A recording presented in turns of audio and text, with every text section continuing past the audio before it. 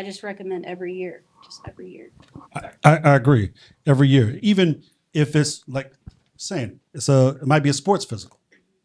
You know, for you young brothers who are in college, you know, you all playing intramural or doing whatever. And I know you're healthy. There's nothing can go wrong. All that good stuff.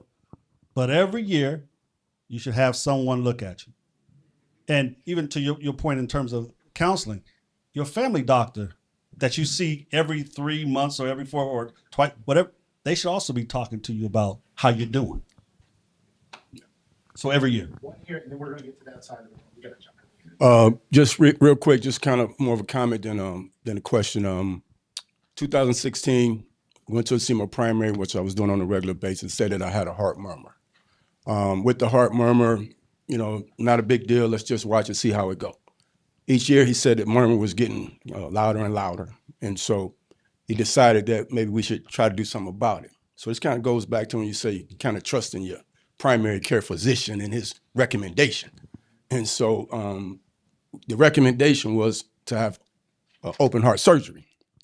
And so, again, talking about internet and chat GTP, and so I'm Googling. Your primary care said you need open Well, heart surgery? no, my primary care said, Oh, go see. heart doctor. Yeah, exactly. Yeah. Yeah.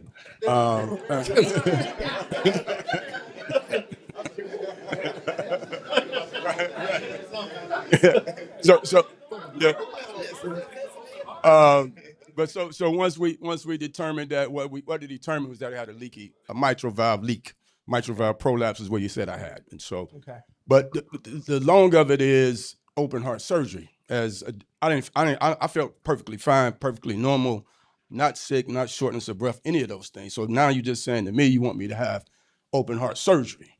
So I thought that I Googled an opportunity where you can do an minimal invasive procedure, come up through your side to get to your heart to correct this valve. Mm-hmm. He came back and said he couldn't do that for me. The surgeon said this, that he couldn't do that. Only because he didn't know how. So okay. At this point, he's saying he got to crack my chest and do this procedure. And so just like Krista and her father, I told my family, I'm not doing it. Right. So, because I felt fine. But then my daughter said, oh, Daddy, you need to go do it. You need to go do it. You're going to do scariest thing that I've ever kind of dealt with in my life, to know that, you know, you're going to open your chest up, correct this valve. All they did was made a correction to the valve. They didn't have to replace the valve. But tough scenario, came away from the procedure, no medicines, no anything like that. But no, it's just a matter when you talk about believing in your primary care physician, all of the doctors that support that person. You know, I thought that was a real big, big step, just to say that this is what you need, and really, I just felt like an everyday normal. Well, you know?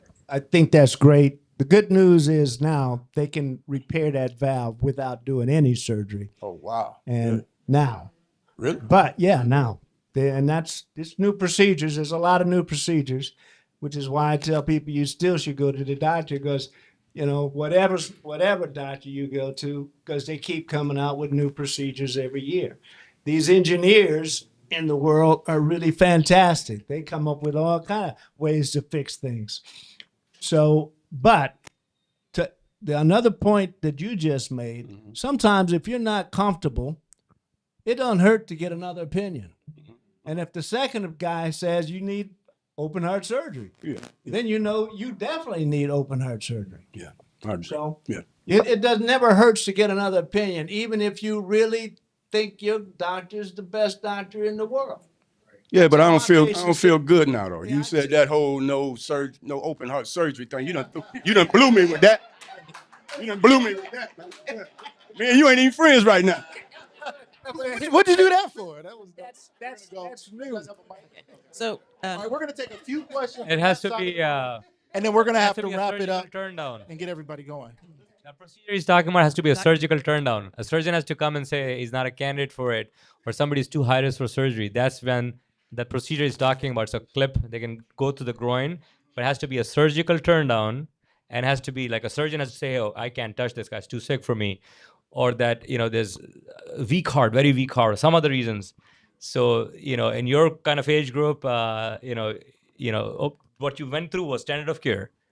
So, yeah. At the time. Doc- We're gonna go to Dr. Carter mentioned lack of sleep. I'm a terrible insomniac, and I know it's been affecting my health. And I just wanted them to address that, the effect of sleep, because I know it affects your heart, especially for women. The lack of sleep. Dr. Carter, you mentioned it earlier, but anyone can address it. Have you had a sleep study? I have the sleep study, and I still wake up every 2 hours, even with the CPAP machine. I get about 4 hours of sleep. I'm good if I get 6. Did anybody suggest you might try magnesium? Because that actually does work for some people, and they sleep through an extra 2 hours. I'm not, like I said, I'm not a big fan of, vitamins and things just because of where I went to school. But it's been published in papers that it can help melatonin. I don't know if you've tried any of those. Do you see a sleep expert? Yes, I see the sleep expert, and I went back to my primary care last week because I told her, and all of this brought more attention to me when I found out that I have the leaky heart valve. So I am seeing a cardiologist, but everything that I had read earlier about sleep. But yes, I have a sleep apnea person, a sleep expert, and I'll see her again in May. But If you're it's not been sleeping, years. I think I get another opinion. Yes.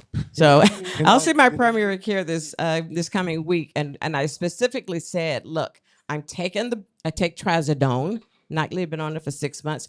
I still have a problem with sleeping. Do you have sleep apnea? For sure. Yes. Okay, so you're on the CPAP and you're just waking up. Are you able to fall asleep? Or The do you have a problem trazodone will falling? put me to sleep. I will sleep 2 hours, and I will wake up, and then How much trazodone? about an hour at 100 milligrams. And I was taking more when I would wake up, and she said I shouldn't do that. So I don't take like a half. I was taking a half to go back to sleep. You ever tried to Abilify?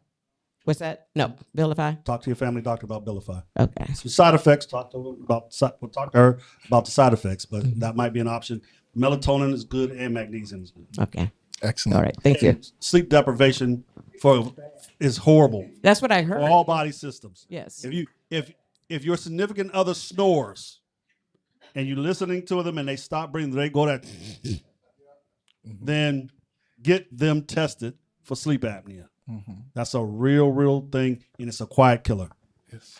Let's go one more question over here, and then we'll. So I'm Dr. James Williams. I'm an ear, nose, and throat head and neck surgeon, and I have a comment and a question. So the first comment addresses the social determinants of health and health disparities. So the social determinants of health not only deal with what we voluntarily consume, it deals with economics, it deals with where we are in food deserts, it addresses what kind of opportunities we have for advancement to get out of food deserts, and it also affects what kind of treatment that we have.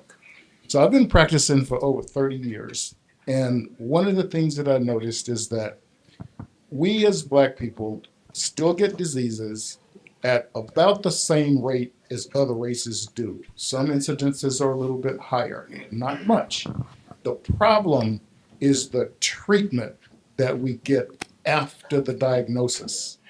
Okay? One of the things that affects our morbidity and mortality is post-diagnostic treatment. And it doesn't matter what the disease is. You can be male, you can be female, you can be pediatric. The problem is how we get treated in the medical system. So what I'm going to say, some of you will be aware of, I'm going to say, if you have an opportunity to visit a Black physician, seek them out. Because the disparities in healthcare have a lot to do with commitment to your survival. Okay? And I'm going to say something that some of you will know about. My grandparents were from the South, and they would say, the white man's ice is not colder. And a lot of us still think that way.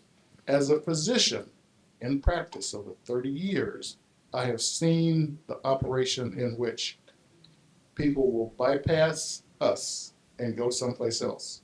When I first started practice in Ohio, it was 3 years before I saw my black patient. 3 years. And I want you guys to know, your families to know, all your relatives to know, black physicians are usually trained better, worked harder, performed more than their counterparts to get where they are. Trust them unless you have a reason not to do so. Thank you so much. And the question I have is about Oh, there was a cardiomyopathy, question. cardiologists. Is there This will have to be our last question. I'm sorry. is there a difference in the rate or the diagnosis of idiopathic cardiomyopathy in blacks? You know, when I was in Chicago, long time ago, we did a lot of interrogation, some studies. And again,